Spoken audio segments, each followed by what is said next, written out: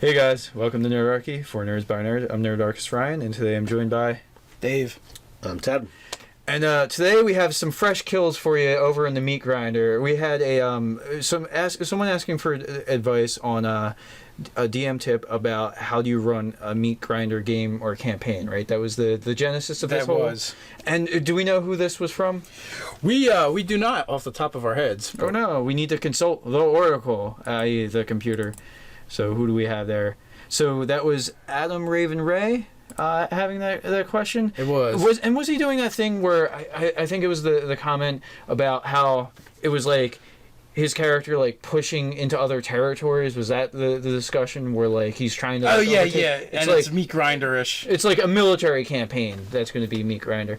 I mean, Well, in my frame of reference, or my head, a meat grinder is one of those things that it's not really listed as a campaign, because if you're constantly plowing through characters, like there is no overarching story for everyone, because it's just a series of encounters, right? Yeah. You're going and you're fighting a lot of stuff, and all right, you die. Oh, this guy steps in.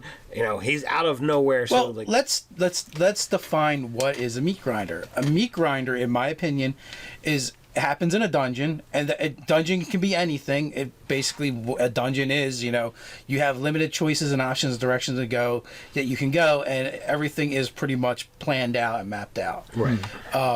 Now, the meat grinder part of that is the survivability of said dungeon is very low. Well, and it's a battle of attrition. Like, you are eventually, there are choke points, there are points at which you're going to run out of your resources, your back's going to be up against the wall. There might be some sort of traps and deadfalls in this dungeon that basically you can't get out. If you don't have food and resources, you're going to effing die. And that's just all a part of the tropes of a meat grinder dungeon. Yeah, the traps are going to be deadly. Yeah. There's lots of things that, like, you're going to be punished by your own greed and avarice and this and that too. Like, if you see something that looks super special and awesome, don't touch it because it's going to kill you. It's going to kill you. Yeah, exactly. Like a meat grinder, like it's almost like every door is a mimic. Yeah, like a meat grinder, it's almost kind of okay to metagame it because it's you're challenging yourself against like the unbeatable odds of this thing. One of my favorite memes or cartoons that I've seen is the players mapping out where all their other characters have died, right. And that's like the roadmap of the dungeon. Right. Yeah. That's well, here's where Fred died, and here's where Gina, Ted, and George died. Yeah, and also too about a meat grinder is like there's random encounter tables that like there are just some absolute horrendous things that are beyond the scale and scope of the characters and what they can deal with. Like when I played through Rappin' the Thook up and I think we started at like level 5. We made it to level 12 before we died. Okay, so we did pretty okay by and large. There were some things that like really went in our favor, but one of the random encounters that we had of one of the things that like pushed us towards our annihilation as a relatively low character was a dragon that was in the region saw us, an ancient red dragon saw us, and basically was like, I'm going to come back for you. Like, it didn't tell us, it just wheeled around, but it was observing us the whole time. So what it did is, when we were coming back from the dungeon to sell off some goods, because you get weighed down by loot, all the loot, and you want to sell it and get better, because you have to constantly upgrade your gear in a meat grinder dungeon. Right. So we're getting ready to go to a place to go sell stuff, and he basically banded us. He was like, I'll let you live if you give me all of your stuff. And he's a chaotic evil dragon, so there's a question of whether he would have held to his word or not even. But like we friggin' like plane shifted to get the hell away from this dragon. Like luckily we were playing with an oracle who by that time had the option to plane shift. And that's what we did. And I think actually, at one point in time to get rid of him, we plane shifted him to another realm. So did he keep coming back to haunt you guys? Well, so the second time we encountered him, I think we managed to escape him the first time. Second time we encountered him, I think he got plane shifted and possibly to Galorian, so that's the world of Pathfinder. Yeah. So some shit went really left field in Pathfinder because they had an ancient red like pillaging around, and then once the dragon like gets his spells back or like figures it out, he's gonna be very pissed off. A Death Knight killed us off, so we didn't have to worry about the red dragon. Nice. We got killed by the Death Knight instead. So, I mean, it was just like all these things compiling against us, and that's That's a meat grinder. One of my early gaming experience was Tomb of Horrors. Yeah. And I was actually playing a character that had died and was reincarnated as an Ogre Magi. And like one of the traps in Tomb of Horror was there's a hole in the wall, and I forget what was on the other side or whatever. It was not a glory hole. But it was not a glory hole. Because imagining when it's a sphere of annihilation, but your character... No. This one was not the sphere of annihilation. I reach into it, and there's just blades that come down and sever whatever goes in. Right, so that would be really funny for the glory hole reference. Now, luckily, I was an Ogre Magi with regeneration, and I figured out how to get my limb back and reattach it. Well, the next thing I encounter is a statue of a face with a gaping maw, and it's just darkness inside, and you can't see anything. And you can kind of like reach into it and stuff, and nothing happens. Yeah.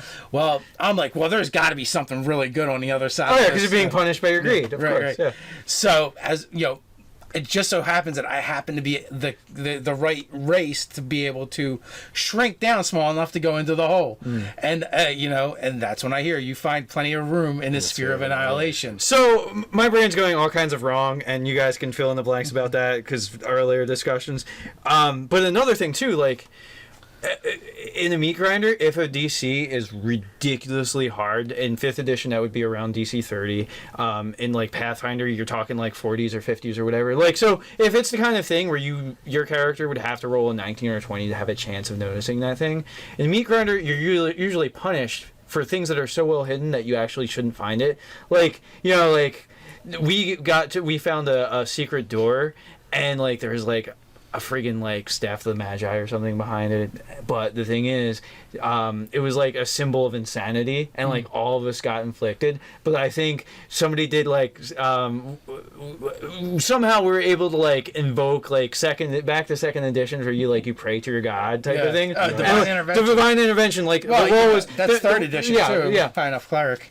Yeah, or 5th edition had it. Yeah, has that. But yeah, like basically, like our oracle rolled the percentage chance for divine intervention to like he prayed to Pharasma to like backtrack and not have us do that. Like basically amend time and space. Yeah. And then like we go back in time the 5 seconds before this shit happens, and his character breaks the land speed record because he gets in front of us all, stops us from doing whatever we thought we were going to do, and it never happened. But like that was like one of the other times the game should have been over, because that's a meat grinder. That'd have been funny if you guys then tried to figure out another way to do it and had it happen again. Yeah. Then the guy just like it becomes a time loop. Yeah, right. Yeah. We just keep getting stuck. Yeah. So meat grinders, the phrase "save or die" is going to be a common thing. You're going to encounter monsters that it's going to be like, well, you need to gauge like, well, is this I run or is this a fight? And because when you get into the run situation, you might be running into corridors that you haven't explored before, so that opens up new traps, which are save or die. So basically, fighting the zombie beholder in the room full of chlorine gas, that would be like an average encounter. Yeah, that's right. After the door slides shut behind you, sealing you in. Right. Yeah. So this discussion of meat grinders, like, really, it could be that, is this the kind of campaign, because he's talking about a military campaign, is this the kind of brutality and campaign you want to inflict on your players? Or are we talking about something else? Right. Are you looking to try and literally do it where you're trying to plow through character after character in the meat grinder sense, or are you looking to have something where it's more of just a challenging game? Because that is two different situations. I mean, and like that really would bring home if the thing that you wanted kind of reiterate to your players, like the brutalities of war and like life being cheap on the front lines and this and that, them going through characters after character in this conflict, that might be a way to do it. But if you want them to have characters that they get attached to and have meaning, then I don't think a meat grinder is what you want to actually do. No. So it's kind of like a specific thing you do, and it's a specific campaign you're going to play. If you're doing it as a campaign where you're just like, yeah, we're just gonna plow through character after character, like you guys did. We're gonna see how deep we can delve into the dungeon. Team of Horrors is the same way. There's some other modules out that are like that. It's the meat grinder is very Gygaxian in origin.